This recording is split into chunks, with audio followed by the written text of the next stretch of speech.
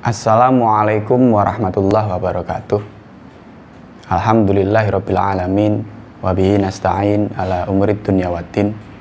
Wassalatu wassalamu ala asyrafil anbiya al mursalin sayyidina maulana Muhammadin wa ala alihi wa ashabihi ajmain, amma ba'd. Sahabat muslim hafizakumullah. Kurban seperti yang kita ketahui dalam literaturnya disebutkan unta, sapi, domba, dan kambing. Namun di negara kita yang tercinta, di Indonesia, ternyata sering kita temukan adanya kurban kerbau. Boleh tidak kurban dengan kerbau? Sah atau tidak kurban dengan kerbau? Karena dalam literatur yang kita baca, hadis dari Rasulullah maupun qaul-qaul ulama di literatur-literatur yang sudah disebutkan sebelumnya menyebutkan tiga tadi: unta, sapi, kambing maupun domba. Ini satu spesies, jadi tiga ini. Tapi di Indonesia ada kerbau. Ternyata ada pendapat qaul yang menyebutkan bahwasanya kurban menggunakan kerbau ini tetap sah. Dalam kitab Hasyiah Al-Bujairumi Al-Iqna disebutkan bahwasanya qauluhu minal baqori al-insi wa minhu al-jamusu, yang kurang lebih artinya disebutkan oleh mu'alif atau pengarang kitab tersebut bahwasanya termasuk bagian atau spesies dari sapi, yang sapi ini adalah yang sapi jinak, wa minhu al-jamus, termasuk dari sapi jinak itu adalah kerbau.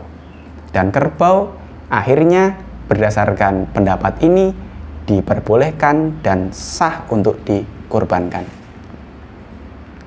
Pendapat ini juga diperkuat dalam kitab Fathul Wahhab. Kita bisa menemukan ibarat yang berbunyi wayatanawalu lahmul baqori jamusan. Masuk kategori dari daging sapi adalah daging kerbau. Berarti berdasarkan dua ibarat yang sudah saya sebutkan di awal tadi dan yang kedua ini, bahwasanya daging kerbau tetap sah digunakan untuk kurban karena memenuhi syarat dari daging sapi atau sama dengan daging sapi. Dan kalau kita lihat dari spesiesnya, sapi dengan kerbau ini adalah satu spesies yang sama. Kalau di Indonesia disebut istilahnya adalah lembu. Bicara mengenai lembu, ada sebuah kisah menarik.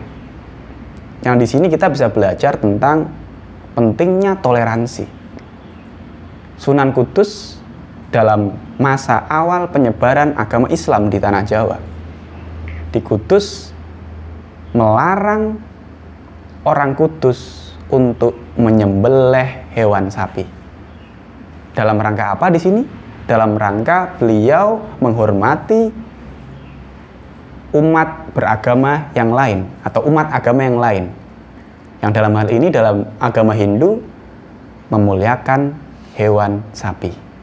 Dalam rangka menghormati saudara kita yang beragama Hindu, beliau memerintahkan kepada umat Islam ketika berkurban sapinya diganti dengan kerbau agar saudara kita yang beragama Hindu tidak sakit hati, tidak merasa dilecehkan, ataupun tentunya tidak akan menimbulkan konflik efek dari kurban menggunakan sapi di tanah Kudus. Akhirnya kemudian diperbolehkanlah kurban menggunakan kerbau dan juga diperkuat dari dua ibarat yang sudah saya baca di depan tadi.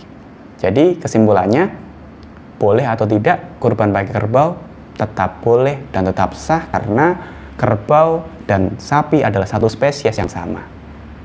Itu saja yang mungkin bisa kami sampaikan. Kurang lebihnya minta maaf. Akhirul kalam. Wallahul muwaffiq ila aqwamit thoriq. Wassalamualaikum warahmatullahi wabarakatuh.